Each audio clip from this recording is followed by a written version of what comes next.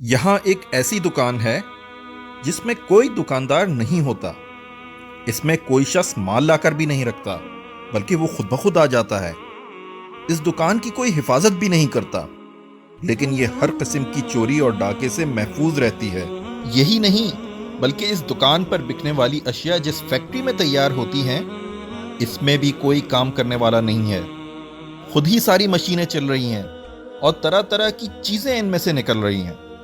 اور تو اور ان مشینوں کی کوئی رکھوالی بھی نہیں کرتا، حتیٰ کہ اس پوری فیکٹری کا کوئی مالک تک نہیں ہے۔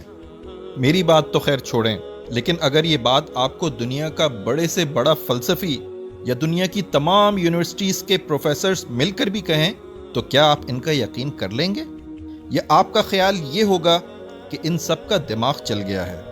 اگر ایک چھوٹی سی دکان اور کسی فیکٹری کے متعلق آپ کا یہ خیال ہے، تو یہ زمین و آسمان کی صورت میں اتنی زبردست فیکٹری جو آپ کے سامنے چل رہی ہے، جس میں یہ سورج اور چاند جو ایک نظام کے تحت چل رہے ہیں، جس میں سمندر سے بھاپیں اٹھتی ہیں، بھاپوں سے بادل بنتے ہیں، بادل کو ہوائیں اڑا کر زمین کے کونے کونے میں پھیلاتی ہیں، پھر ان کو ٹھنڈک پہنچا کر دوبارہ بھاپ سے پانی بنایا جاتا ہے، پھر وہ پانی بارش کے قطروں کی صورت میں گرایا جاتا ہے، پھر اس بارش کی بدولت مردہ زمین میں طرح طرح کے لہلہاتے ہوئے درخت نکالے جاتے ہیں، قسم قسم کے غلے، رنگ برنگ کے پھل پیدا کیے جاتے ہیں۔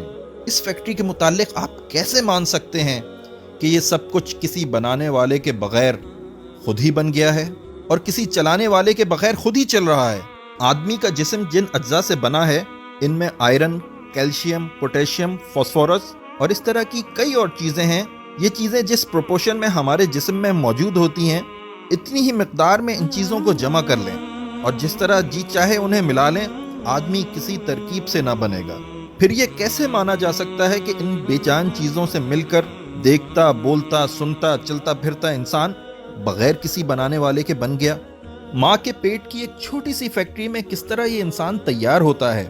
وہاں اسے ماں کے خون سے ہی غذا ملتی ہے، لیکن ماں کی حکمت کا اس میں کوئی دخل نہیں۔ وہیں اس آئرن، کیلشیم، پوٹیشیم اور فاسفورس وغیرہ کی ایک خاص مقدار جمع ہو کر گوشت کا ایک لوتھڑا بنتی ہے۔ پھر جہاں آنکھیں بننی چاہیے وہیں آنکھیں بنتی ہیں، جہاں کان بننے چاہیے وہیں کان بنتے ہیں، جہاں دماغ بننا چاہیے وہیں دماغ بنتا ہے، اور جہاں دل بننا چاہیے وہاں دل بنتا ہے۔ ہڈی اپنی جگہ، گوشت اپنی جگہ، غرض اس فیکٹری میں ایک ایک پرزہ اپنی اپنی جگہ پر ٹھیک بیٹھتا ہے۔ پھر اس میں جان پڑ جاتی ہے، دیکھنے اور سننے کی طاقت، چکھنے اور سونگھنے کی طاقت، بولنے اور لکھنے کی طاقت، سوچنے اور سمجھنے کی طاقت، اور نہ جانے کتنی بے حد و حساب طاقتیں اس میں بھر جاتی ہیں۔ اس طرح جب انسان مکمل ہو جاتا ہے تو پیٹ کی وہی چھوٹی سی فیکٹری جہاں 9 مہینے تک وہ بن رہا تھا، خود اسے باہر دھکیل دیتی ہے۔ اس فیکٹری سے ایک ہی طریقے پر لاکھوں انسان روز بن کر نکل رہے ہیں، مگر ہر ایک کا نمونہ جدا ہے، شکل اور رنگ جدا، آواز، قوتیں اور قابلیتیں جدا، طبیعتیں اور خیالات جدا، اخلاق اور صفات جدا۔ یہ ایک ایسا کرشمہ ہے جسے دیکھ کر عقل دنگ رہ جاتی ہے۔ اس کرشمے کو دیکھ کر جو شخص بھی کہتا ہے کہ یہ کام کسی زبردست حکمت، زبردست قدرت، زبردست علم اور بے نظیر کمالات والے اللہ کے بغیر ہو رہا ہے یا ہو سکتا ہے، یقیناً اس کا دماغ درست نہیں۔